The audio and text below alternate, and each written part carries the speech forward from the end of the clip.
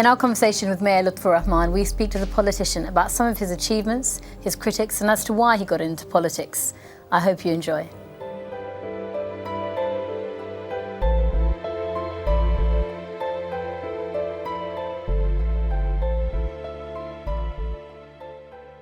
Assalamu alaikum, Brother Lutfur. Great to be speaking with you here today. The first thing I want to ask you is about some of your best achievements over your tenure in office over the last few years. I've been in administration just over, I would say, just over three and a half years. My 4-year term, I'll be short of my 4-year term. For me, it's a continuous endeavor.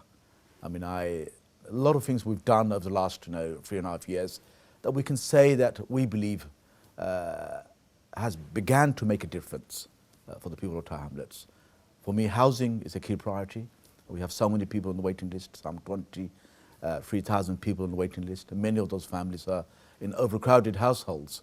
So trying to deliver large family-sized homes, trying to deliver many homes as possible so that people feel they have a decent roof over their heads, it's important to me. So as an administration, we've worked in partnership with RSLs and other partners, and we've delivered just under 3,500 new homes. You probably know we're the biggest recipients of the new homes bonus, some £50 million as a local authority. Speaking about some of the priorities that you did set out, housing being one of them, for instance, how would you tackle the recent cuts to things like housing benefits? Well, it's devastating. I believe what the government has done is heartless. It affects the most vulnerable in our community. Many of them are women, single mothers.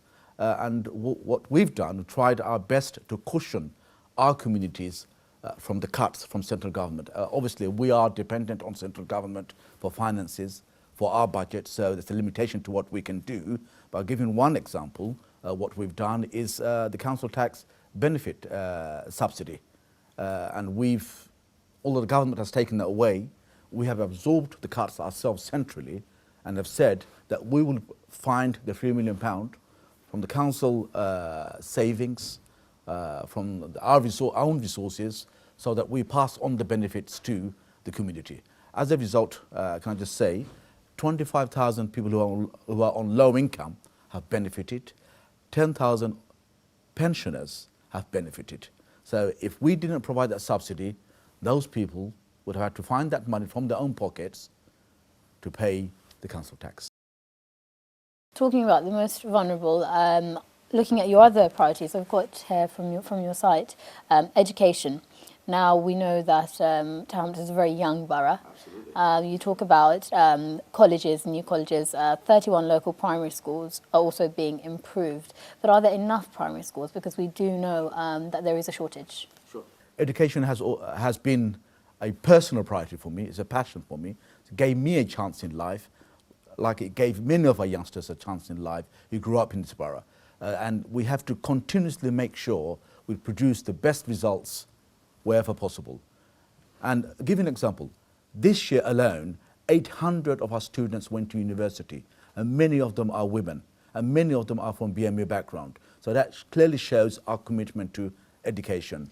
£380 million programme to either refurbish, build, equip our schools.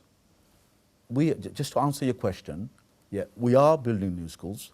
Simple Sway School was built during my leadership. The Bow School, which I went to, Bow Secondary School, has been built during my leadership, my mayoralty. Arnhem Wharf has been delivered. We've got a number of primary schools which have been refurbished, expanded, or been built in order to make sure that our kids have the best start in life. All our kids get a school place, but not everyone, a small percentage, don't necessarily get the first choice that they've asked for. The Shadow Education Minister, Trisham Hunt, has blamed lack of investment in education and as to why there's a shortage of classroom spaces for young kids in the borough. Absolutely rubbish. Yeah? If Christian went around to our schools, spoke to our parents, spoke to our head teachers, spoke to council staff who've worked in this council for the last 25, 30 years, who have dedicated the whole entire life to serving the people of this borough in education. Yeah? He will very much know, rather than a propaganda from a few interested and self-interested groups, he would know very well that as the local authority, we have invested over the last 10 years. When I was a Labour leader of this council, I'm an independent mayor, that over the last 10 years, we have invested in our schools, we have the best schools, we have expanded our schools, and let me say this to you, the £380 million schools Building for the Future programme, it's been money been spent in our schools to make sure our kids get the best start in life. So his propaganda doesn't wash with me. Well, I want to come back to the Labour Party and some of the propaganda that's come out, if that's what we're calling it. But before we do, regarding jobs, community safety and cleanliness, those are the other things that are on your site. Jobs, the skills match service. Can you very, very briefly just tell me what that is? Well, I mean, we, as a local authority, we want to do as much as we can, but we have to work in partnership. Jobs also depends on the economic cycle, the national circumstances. We are in a bad economic condition over the last 5-6 years. Obviously, we cannot create jobs in thousands, but we have worked in partnership. The Olympics is a good example. During the Olympics period, we were able to lever in, agree with the Olympics Authority to get 4,000 people into jobs into the Olympic site. Many of them were temporary, some of them have sustained into permanent jobs in the Westfield site. As a local authority, Skills Match is our local provider who works with the local community to train them, help them with interviews, work with Job Centre Plus, etc., and other partners to see how we can lever in vacancies, lever in adverts and place people into positions of opportunities. And regarding community safety, you want to see more police officers onto our streets. Is that really what's needed? Well, absolutely. We want our community to feel safe. We want our mothers to feel safe, our elders to feel safe when our kids go to school or go out in the evening. By seeing a police presence? Well, it's a deterrence, certainly. And I think it has shown if there are constables on the streets, if there are people who provide safety, more than on the street, it acts as a deterrence, not only in combating crime, also trying to combat the fear of crime and being a deterrence. And as a local authority, we have invested in frontline policing. We know very well that what the GLA has done has taken away police officers from local authorities. As a borough, we have invested about some £3 million. We have bought 35 police officers ourselves as a local authority.